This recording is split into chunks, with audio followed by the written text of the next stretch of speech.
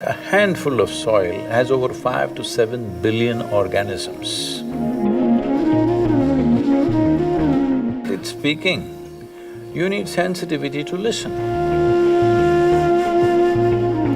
Land speaks. Tribal cultures in India, in Africa, in Americas, all they do is listen to the land. Modern societies are going through psychological deficiencies, mainly because of nutrient deficiency in the soil.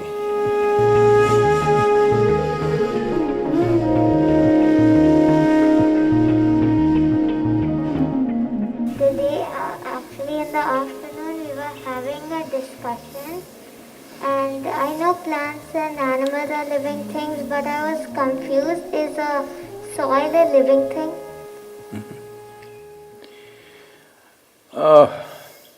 Well, what's your name? Name. Huh? Rishika? Rishika? Nishika. Nishika, it's very obvious that we are living, we are alive. Animals and birds which move are alive. But unfortunately, it took a long time for a whole lot of human population to realize plants are living. People always argued that plants are not living, they're just plants. Simply because they don't walk around.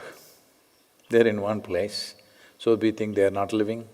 And when you cut them, the blood is not red in color. There is a kind of blood of its own, but it's not red in color because… See, the human way of looking at life has been like this. Even among human beings who don't look like us, of a different color, of a different race or a different kind, people have treated them as not human beings, not even life. Hello? You heard of slavery, you heard of genocides in the world, all these terrible things. All this is… don't think it is happening because somebody has some evil intention. This is all it is. When your ability to perceive and experience is very limited, this is how you respond to life.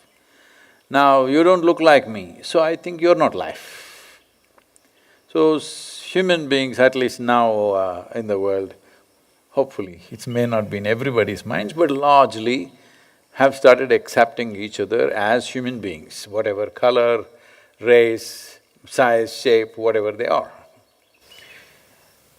Animals, we're beginning to recognize them as life, but still I want you to know, every day over 200 million animals are slaughtered.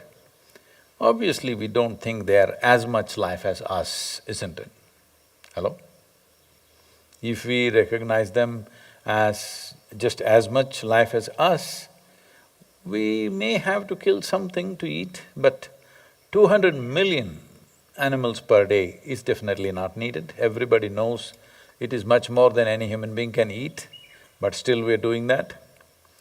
So wanton destruction of forests and lands have happened, but now that we have brought it to some control and people are beginning to understand trees and plants, plant life is also life. Now we're coming to soil.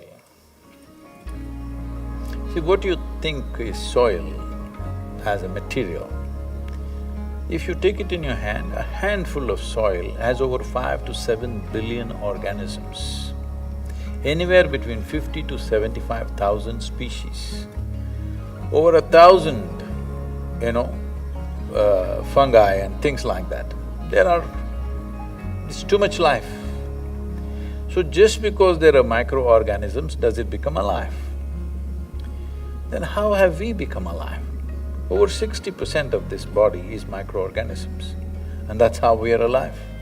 So if this contains so many microorganisms and cells and we are alive, if that has the same thing, why is it not alive? Simply because it just lies there, it doesn't stand up and dance like you. Hello isn't it? That's the only problem, it doesn't speak up, but it's speaking. You need sensitivity to listen. The trees are speaking their own language. You need to listen to know this.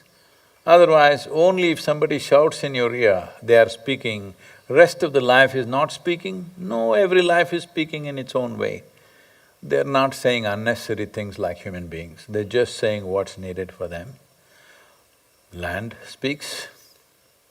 Any number of cultures in the world, both in India, tribal cultures in India, in Africa, in Americas, there are many people, all they do is listen to the land, just listening to the land. If land was not alive, if the soil was not alive, how would it throw out so much life? So people have always been understanding soil as a bunch of chemicals, okay? Right now, modern agriculture has become like this, you throw nitrogen, you throw phosphorus, you throw this, it'll come up.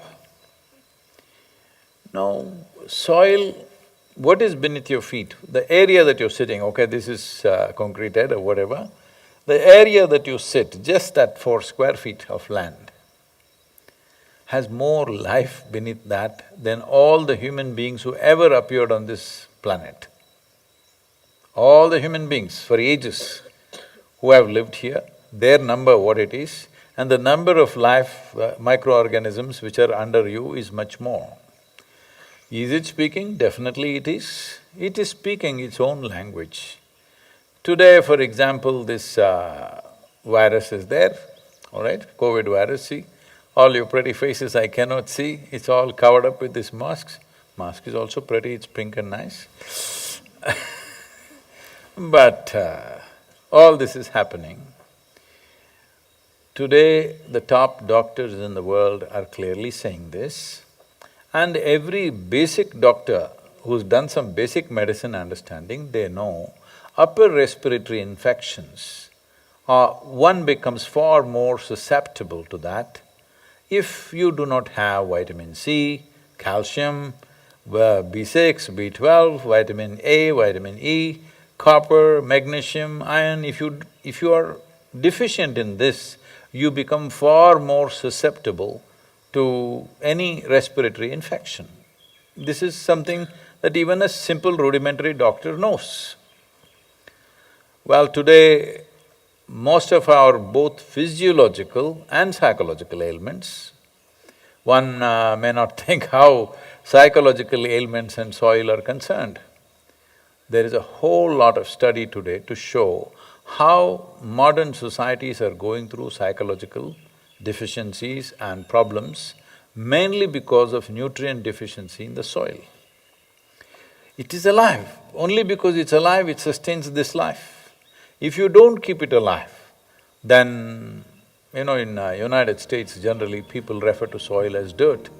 If that is dirt, we are all dirt bags. Hello? This is soil, isn't it? The food that we eat is coming from that, and here we are. Most people don't understand this till you bury them. Countless number of people who walked this planet before you and me, where are they? They're all topsoil. They all enrich the soil. We are benefiting from that. If we don't enrich the soil, future generations will not benefit from that. That's all we're talking about. It's very alive.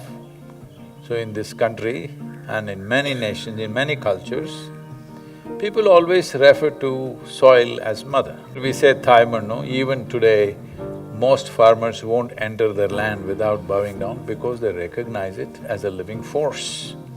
And because it is alive, that is why it nurtures life.